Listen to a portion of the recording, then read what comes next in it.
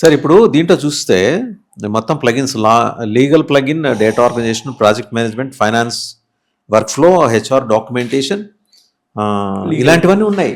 మరి ఇన్ని పనులు అది చేస్తుంది అంటే ఎంత ఇంపాక్ట్ ఉంటుంది, అడ్వర్స్ మీకు ఇంపాక్ట్? అక్కర్లేదు. మీరు ఫర్ ఎగ్జాంపుల్ హెచ్ఆర్లో మీరు ఇంత ప్రాసెస్ మెయింటైన్ చేస్తారు హెచ్ఆర్లో, అక్కర్లేదు మీకు స్ట్రైట్ అవే. మీకు రిక్రూటింగ్ ఒకటే కావాల్సి వస్తుంది కదా, రిక్రూటింగ్ కూడా మీ ఏఐ బేస్ చేసేస్తే మీకు మీరు రిక్రూట్ చేస్తున్న వాళ్ళకి అడ్వాంటేజ్ ఉంటుంది, వాళ్ళకి టైం సేవ్ అవుతుంది. మీ రెజ్యూమెల్ స్కాన్ చేయక్కర్లేదు, AI will do it for you and give you 10 resume saying these are the fit people for it. అది చాలా పెద్ద అడ్వాంటేజ్.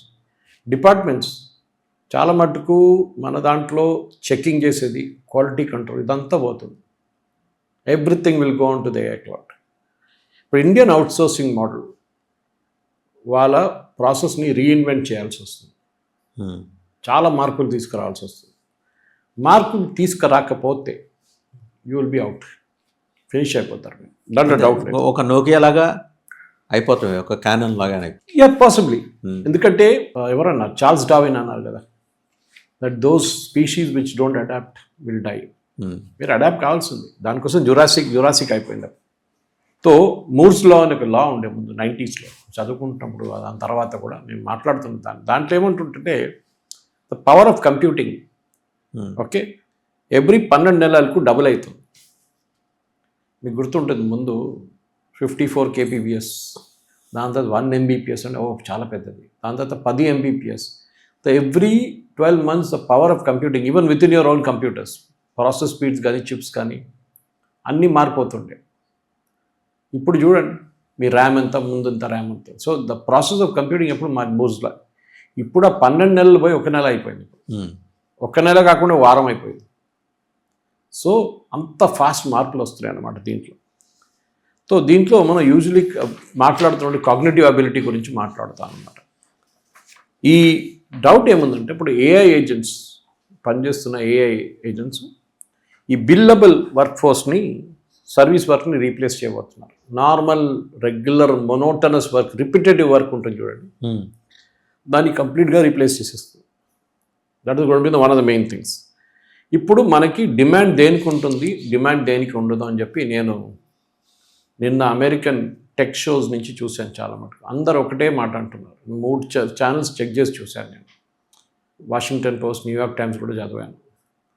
వాళ్ళు ఏమంటున్నారంటే బేసిక్ కోడర్స్, నేను చెప్పాను చూడండి, బేసిక్ కోడింగ్ చేస్తున్న వాళ్ళ job out and top level. అంటే ఇప్పుడు మనం వీఆర్ స్టార్టింగ్ విత్ బాటమ్ నా. మాన్యువల్ టెస్టర్స్, టెస్టింగ్ చేస్తున్న వాళ్ళు ఉంటారు, మాన్యువల్గా చేస్తారు, అది అవుట్, ఎందుకంటే ఆటోమేటెడ్ అయిపోతుంది.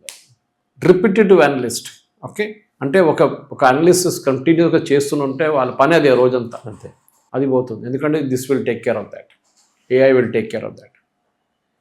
డిమాండ్ ఎందుకు వస్తుంది దేనికంటే ఏఐ ఇంజనీర్స్కి చాలా డిమాండ్ ఉంటుంది, డేటా ఆర్కిటెక్ట్స్ ఉంటారు, వాళ్ళకి డిమాండ్ ఉంటుంది, ప్రాంప్ట్ టు ప్రోడక్ట్ బిల్డర్స్ అంటారు, వాళ్ళకి డిమాండ్ ఉంటుంది, డొమైన్ కన్సల్టెంట్స్ అంటే ఎక్స్పర్ట్స్, ఒక డొమైన్లో ఎక్స్పర్టీస్ ఉంటుంది, వాళ్ళని చాలా డిమాండ్గా ఉంచుకుంటారు. Agent supervisors, AI agent supervisors ఉంటారు, వాళ్ళకి డిమాండ్ ఉంటుంది. ఏఐ గవర్నెన్స్ అండ్ స్పెషలిస్ట్, వాళ్ళకి demand. So the entire focus is మీరు ఎక్స్పర్ట్ అయిపోవాలి ఆ బిజినెస్లో కంప్లీట్గా. ఏదో నాకు కొంచెం వచ్చు కొంచెం రాదని కాదు, మొత్తం if you're there you have to be complete learn everything అంతే. సో మన ఇప్పుడున్న ఇంజనీరింగ్ కాలేజ్లో జేఎన్టీ వాళ్ళు ఇస్తున్న సిలబస్ కానీ, ఉస్మానియా యూనివర్సిటీ వాళ్ళు ఇస్తున్న సిలబస్ కానీ, ఏఐసిటీ వాళ్ళు చేస్తున్నా కానీ మొత్తం మార్చేసేయాల్సి వస్తుంది. సరే మనం 3 సంవత్సరాలు తీసుకొని కమిటీని పెడదామంటే టైం లేదు, ఇవాళ జరగాలి. You have to start today, with in 1 week to 1 month మొత్తం సిలబస్ మార్చేయాల్సి వస్తుంది. మార్చకపోతే you will be outdated by time. మన ఇండిజినియస్ సిస్టంలో అది సాధ్యపడుతుంది అంటారా? కాదు కదా, దానికోసం భయం నాకు. ఇప్పుడున్న 180,000 మంది పిల్లలు తెలంగాణలో, అది స్పెషల్లీ హైదరాబాద్ చుట్టుపక్కల ఉన్న ఇంజనీరింగ్ కాలేజ్ బయటకు వస్తారు చూడండి, దాంట్లో చాలామంది ఐటీ వాళ్ళు ఉన్నారు. పెద్ద ఫ్యాడ్ ఉండే ఐటీ మెకానికల్ డిమాండ్ లేదు, సివిల్కి డిమాండ్ లేదు. యాక్చువల్ డిమాండ్ ఉన్న ఆ ఇండస్ట్రీస్లో ఉండాల్సిన వాటికి కూడా అవే. డిఫెన్స్ సెక్టర్ మ్యానుఫ్యాక్చరింగ్ కానీ, హైవేస్ కానీ చూస్తే దానికి డిమాండ్ ఉంది, మెకానికల్ కానీ సివిల్ కానీ. అందరు ఐటీకి వెళ్ళిపోయారు. అందుకు ఐటీలో డబ్బులున్నాయి, పెద్ద పెద్ద కంపెనీలు హైదరాబాద్ పెట్టుకున్నారు. ఇప్పుడు పెద్ద కంపెనీలు పోతే అన్నీ పోతాయి. ఇప్పుడు they have to move to AI నుంచి ఎక్స్పర్ట్. అది ఓవర్ నైట్ మీకు రాదు, ఎందుకంటే నేర్పించడానికి ఎవరు లేరు. You are not an IIT. హైదరాబాద్లో చుట్టుపక్కల ఇంజనీరింగ్ కాలేజెస్లో అంత స్కిల్ ఉన్న ఫ్యాకల్టీ లేరు మీ దగ్గర. Very true. So that is another, because this is the new industry, this the new concept. New అంటే అట్లీస్ట్ ఒక 6 సంవత్సరాలు 5-6 సంవత్సరాలు అయితే నేర్పించడానికి మనుషులు కావాలి. కొత్త కొత్త మోడల్స్ వస్తుంది ఎవ్రీడే. రీసెర్చ్ చేయడానికి మీ దగ్గర ఉన్న ఫ్యాకల్టీ రీసెర్చ్ ఎంత చేస్తారు, డౌట్ఫుల్. పేపర్స్ ఎంత ప్రజెంట్ చేస్తారు, అది ఇంకా డౌట్ఫుల్. ChatGPT కొట్టి చేసేస్తారు వాళ్ళు. సో యూ హ్యావ్ టు ఒక క్రాస్ రోడ్స్కి వచ్చేసాం మన పిల్లలు. ఇప్పుడు వాళ్ళు ఏం చేస్తున్నారో నాకు అదొకటే భయం ఉంది. దీనికన్నా ముందు కూడా ఇంజనీరింగ్ కాలేజ్కి వెళ్తున్నాను, నేను ఎప్పుడు చెప్తున్నా మీకు ఎవరికి ఉద్యోగం రాదని. అది నేను I was telling as a matter of joke. ఎందుకంటే వాళ్ళ నాలెడ్జ్ లెవెల్ అంతే ఉంది, వాళ్ళ సబ్జెక్ట్ బయట వాళ్ళకి ఏం తెలియదు. ప్రతి కాలేజ్లో కాలేజ్ నేర్పిస్తుంది, గుర్రం పరిగెత్తున్నాడే పరిగెత్తమంటారు, పక్కన చూడొద్దు అంటారు, బ్లింకర్స్ పెట్టేస్తారు ఇట్లా. Now they will have to learn the 360 degrees of the world. అంత థింకింగ్ కెపాసిటీ మన స్టూడెంట్స్లో లేరు, అంత కాగ్నిటివ్ అబిలిటీ లేదు. ఎందుకంటే వాళ్ళు చిన్నప్పటి నుంచి నేర్పించిందంటే టెక్స్ట్ బుక్లో నుంచి చదువుకో, ఎగ్జామ్లో పడే, దాని అవతల చూడకు. కానీ ఇక్కడ you are now you to learn everything under the sun. Okay, నప్పుడు ఏఐ జనరేటెడ్ మనం చూస్తున్నప్పుడు ఆంథ్రోపిక్ వాళ్ళు ఒక స్టేట్మెంట్ ఇష్యూ చేశారు. నేను చెప్పాను స్టార్టింగ్లో అది డిబేట్లో. దట్ ఈస్ మేము ఒక డాక్యుమెంట్ క్రియేట్ చేసిన, ఒక legal document for example create చేస్తే it should be checked before taking a legal decision. మొత్తం మా తల మీద వేయకండి, రేపు ఎవడో వచ్చి కేసు వేస్తాడు, మీరే ఇచ్చినా కదా చూడండి మొత్తం మా మీద కేసు పడేస్తే మా మీద ఉల్టొచ్చి పడ్డది కేసు.